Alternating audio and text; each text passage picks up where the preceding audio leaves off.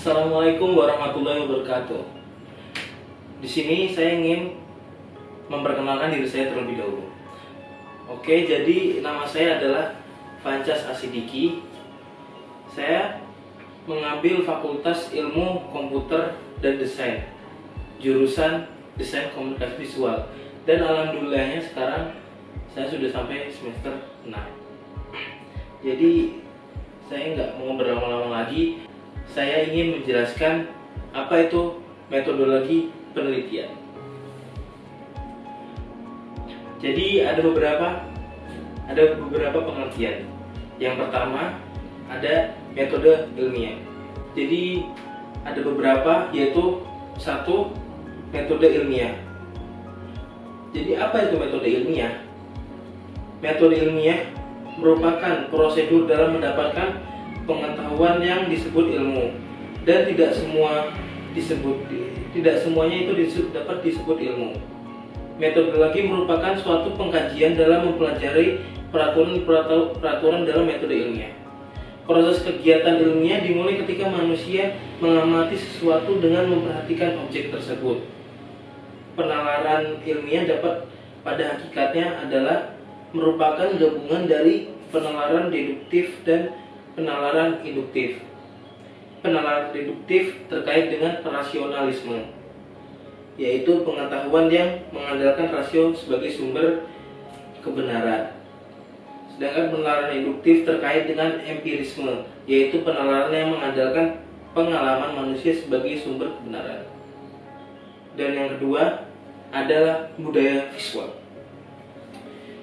Visual dalam arti luas adalah apapun yang dapat dilihat, mulai dari pemandangan alam asli hingga lukisan pemandangan alam. Visual dalam arti yang lebih khusus adalah setiap hal yang terlihat dan dibuat oleh manusia, mulai dari lukisan, poster, iklan, hingga patung dan bangunan, karena benda-benda ini dianggap diciptakan oleh manusia dan membawa pesan yang dapat diinterpretasikan. Dan yang ketiga itu pemikiran tentang desain. Desain adalah memecah masalah yang dimulai dari pelanggan dan berakhir pada pelanggan.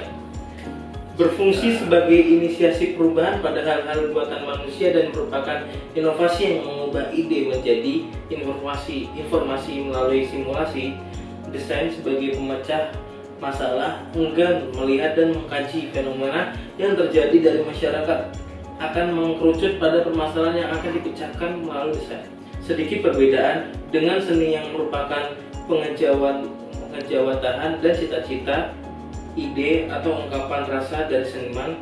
Desain memiliki arahan atau batasan, yakni persoalan yang dihadapi oleh pelanggan.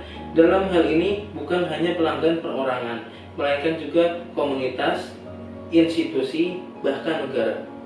Pelanggan dalam hal ini berfungsi sebagai sponsor dari proyek yang dikerjakan oleh desainer.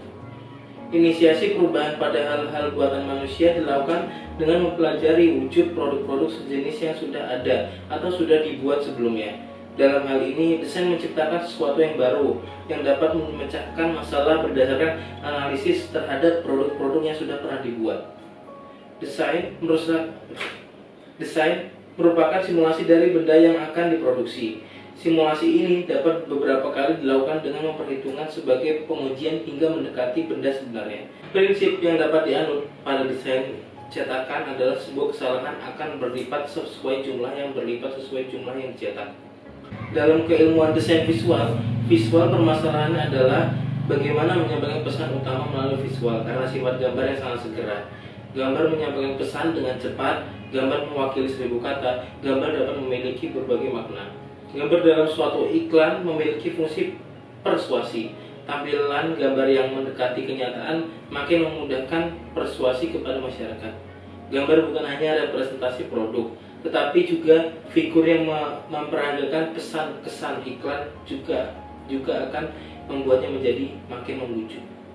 Dan yang keempat, ada data sebagai dasar mendesain. Untuk membuat desain diperlukan data perancangan menggunakan data atau referensi yang telah ada dalam bentuk serta membandingkan dengan desain yang sudah ada. Data sangat diperlukan dalam mendesain. Sadar atau tidak sadar, perancang pasti menggunakan data untuk membuat desain. Tugas utama desain komunikasi visual adalah menyampaikan produk kepada khalayak sasaran.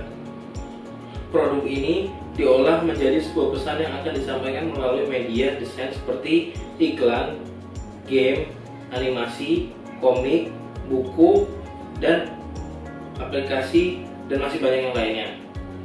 Membuat desain memerlukan data baik dari produsen maupun khalayak sasaran yang akan dituju. Data produk baik barang maupun jasa atau ide, jika diolah data produk dan data khalayak sasaran dapat menemukan proses produk di antara saingannya, seperti strategi penyampaian pesannya, serta apa strategi kreatif yang tepat untuk menyentuh insight sasaran, yaitu yang diterjemahkan dalam desain komunikasi visual. Oke, sekian beberapa pengertian dari apa itu metode penelitian. Maaf jika banyak kata yang salah dari saya dan sikap saya juga. Saya akhiri. Assalamualaikum warahmatullahi wabarakatuh.